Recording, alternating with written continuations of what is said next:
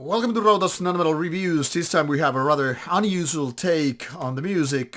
This is something that's been labeled as psychedelic folk rock coming from Finland with 4 albums. This is technically speaking a solo project from Finland, from a mastermind that has been doing a lot of different bands over the years, Jesse Heikkinen, and this is the band that he's taking care of most of the stuff versus the other bands, including the Abbey, Hex Vessel in the past, etc., where he has been just part of the machine, so to say.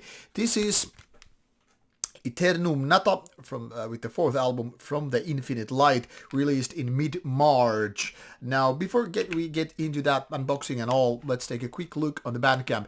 Because this is not a metal artist, there's no metal archive site for the band, so this is our source of information.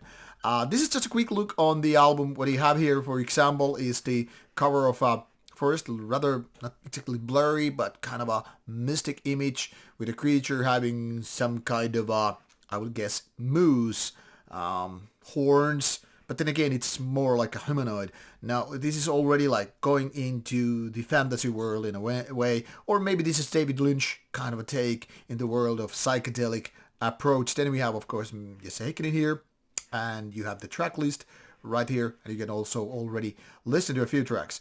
By the time this review gets out, all these tracks should be available, because I'm doing this review before the album gets out on the 15th of March, but this will be out after that. And here we have the necessary information, previous and current bands, when this band was founded, etc.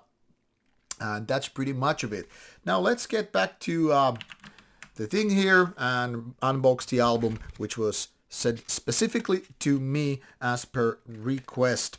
Now, I've met Mr. Jesse Heikkinen previously. Nice, polite chap, and it seems very, very skilled in many ways doing music. So, of course, I was interested to hear what is his album like, From the Infinite Light. This is out through Nordvis label, which is known for lots of nature-infused black metal bands and beyond, doing sometimes pure folk. So, in a way, definitely this album fits the bill. But then again, this is not exactly also your typical folk music, like the way that you would expect traditional instruments and all. Here you are the lyric sheets, obviously, or pages, more photography in black and white, more lyrics, and then again the guest list information. But the Zoom is not, collaborating with us, so let's screw it. So back to the Bandcamp site for while I tell you about this music. Now, because of the nature of this complicated solo project, it's sometimes hard to label it as such, like putting it in a certain box. Here on the site it says progressive, psychedelic, esoteric folk from Finland, which I guess is in a way true. But for the sake of argument, let's just call it rock music and let the sub-labels go aside for a bit. Because what Iterum Nata is all about, like, first you have to understand there's a discography that features these 4 albums, and they are not exactly the same. I mean, whether you are reading certain reviews of the albums or reading Discogs site information about the band, you will get different kind of answers based on which albums we're talking about, which alone points us this is not one of those bands that keeps doing one and the same album all over again.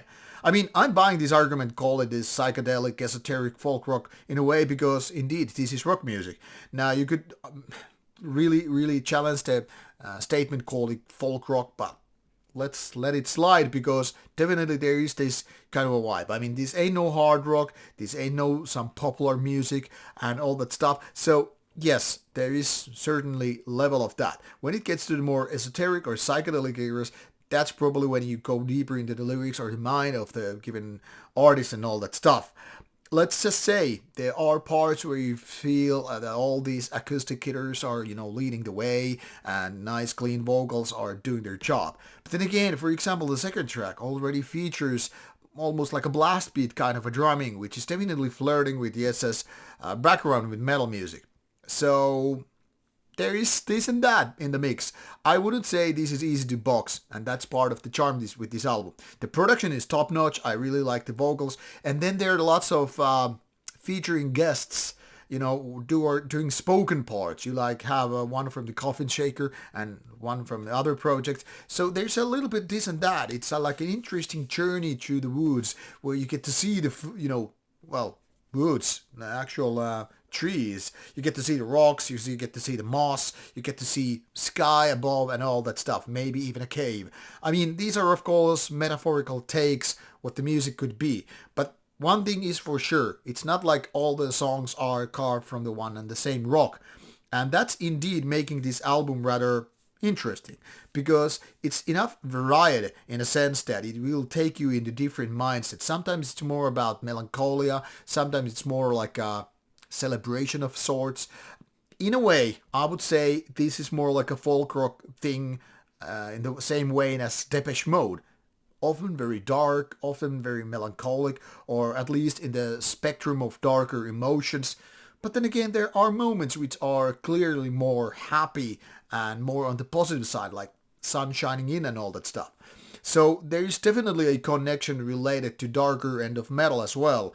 Not necessarily black metal as such, but I would say dark gothic metal, but more into the veins of doing this in a rock music way. So folk rock, if you will, once again.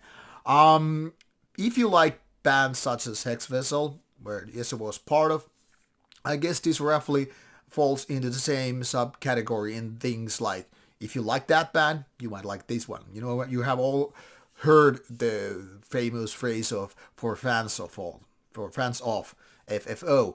And I guess this would be like, if you like that, you could really like this. But like I said, there are differences and it's hard. It's always kind of impossible to say for sure that if you like this band or if you like this album, you're going to like this one. Because sometimes people are not like, hey, nope, I don't like that, but I really do love this. And some people are like, I like both. And some people are like, I like neither, but for different reasons. So I'm saying these are merely some pointers I'm trying to make. But if you feel that you're gonna disagree or you think I'm full of shit with all my opinions and takes, it's fine, really. I don't really care. I mean, your opinion is yours, I have mine and all. But I'm saying that if I got you interested, give these sample songs a go, or maybe even a full album by the time this gets out. Because it's pretty good of an album, and I certainly like it quite a bit. I would like it even more if it was more catchy, more memorable in a ways. But then again, maybe I'm not the core audience for this kind of folk rock to begin with. I mean, if I was, I would probably rate it even higher. But even so, and I think this is part of the sales pitch thing, is even I, who is not the core audience, kind of like this album quite a bit. It's pretty good, and I like the warm feeling, even with the darker shapes and spectrums of the feeling overall.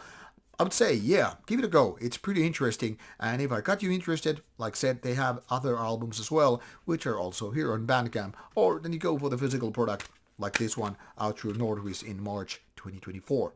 With this review, I hope I caught your interest and you will enjoy the music. If you have any questions, let me know in the comments box below. Take care.